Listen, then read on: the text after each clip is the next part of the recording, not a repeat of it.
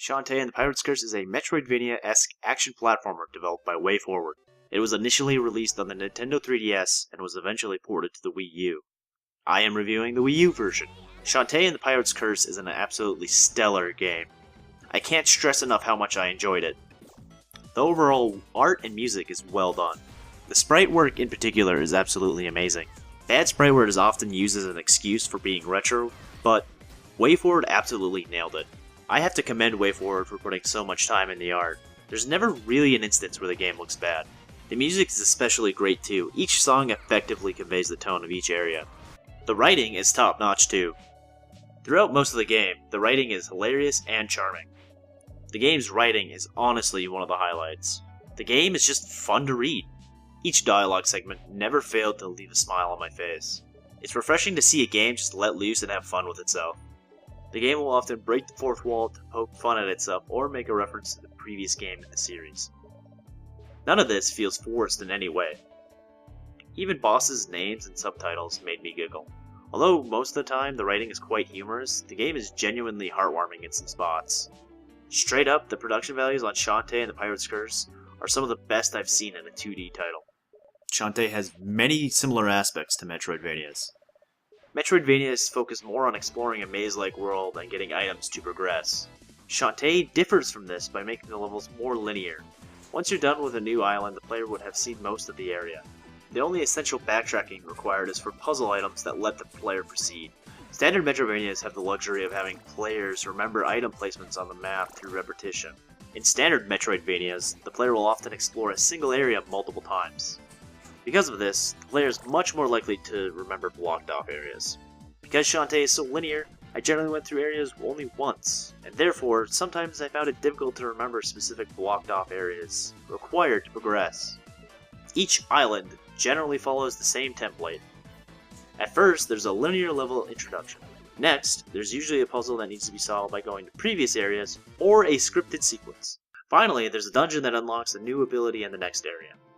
Initially, Sequence Island and Saliva Island teach the player the basics of this gameplay loop. Despite loving the game a lot, Shantae and the Pirate's Curse has problems. Don't get me wrong, Shantae is a great game, but some choices with its design prevented it from being an all-time favorite of mine. These are very small complaints. There's also going to be gameplay spoilers ahead. On my initial playthrough, I decided to play with the Wii U Pro Controller because that's what I generally prefer, but on my second playthrough, I decided to play on the gamepad. All the general functionality works exactly the same, except for the inventory and the map screen. On the Pro Controller, the inventory acts as a pause menu, but on the gamepad, the second screen is dedicated to the inventory. Unfortunately, the second screen functionality wasn't updated with Wii U's screen resolution. I found that the gamepad's screen size was too large for the second screen. Since the 3DS screen is much smaller, it's very natural to reach your thumb over and touch the screen while still holding the device. Since the inventory switch button is placed closer towards the middle of the gamepad, the Wii U version makes it very awkward to use the touchscreen for the inventory. It pretty much required me personally to take my hand off the controller. This is unfortunate, because I feel like the gamepad would have been the obvious choice if only they had redesigned the second screen to deal with the resolution change. The second set of shoulder buttons could have been used to navigate the inventory on the second screen. What's even weirder is that with the new Nintendo 3DS, WayForward patched in the use of the second set of triggers for inventory movement. It's a shame because the gamepad is many people's primary way to play. But overall, I much prefer the Wii U Pro Controller, even if I had to essentially pause the game to access the second screen functions. The game itself isn't too difficult, but the Monster Milk and the Pike Ball make the game way too easy. The Monster Milk gives the player a temporary damage increase. The Spike Ball creates a rotating ball that damages enemies and blocks projectiles. I found myself saving these items for bosses. When used in combination on bosses, they absolutely destroy them, leaving the fight itself feel immensely flat. They can literally be killed in seconds. Bosses' health aren't balanced for the buffs at all, but to be honest, this was the right decision. If the boss's health were balanced for the buff, it would make fights without the buffs much longer. As I mentioned earlier, the game sometimes has scripted sequences to change the pace of things. Overall, they're alright, but one particular sequence in mind is aggravating. Carrying Roddy Tops on Spider Island was an incredibly frustrating sequence. During this sequence, the player is presented with a series of rooms where your abilities are removed and are only allowed to jump. If you get hit once, you have to start the room over again. My main problem with this scenario is with the enemy types and placement. The tongue enemies and the green spikes are a huge issue in particular. The only way to get past them is to wait for their animation to reset. This is incredibly irritating. This creates a significant amount of downtime between each obstacle like this. Waiting only challenges the player's patience. I found myself quickly forcing my way through only to get killed due to my hastiness. In addition, the tells for enemy locations are very easy to miss due to how ridiculously small they are. Even on a TV, they were hard to miss. It makes me wonder how much easier it is to miss them on the 3DS screen. Tan Line Island has a much more enjoyable scripted event. After solving the initial puzzle on Tan Line Island, the player is presented with a stealth sequence.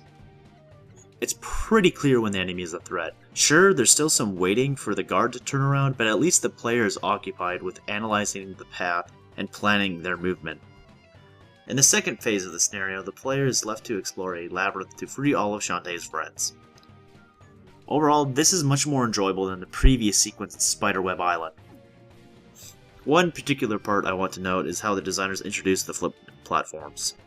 In Shantae, there are flippable platforms that the player can make standable for a brief amount of time by attacking it.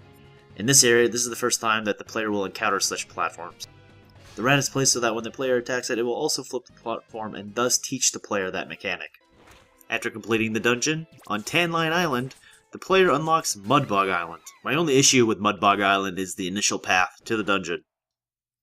The amount of enemies placed here is absolutely ridiculous. The designers seemingly randomly placed enemies all over the place with no thought whatsoever. This area is incredibly frustrating to play. It's damn near impossible to keep up with the number of enemies and projectiles they throw at you. At any given moment, there's at least 4 enemies on screen.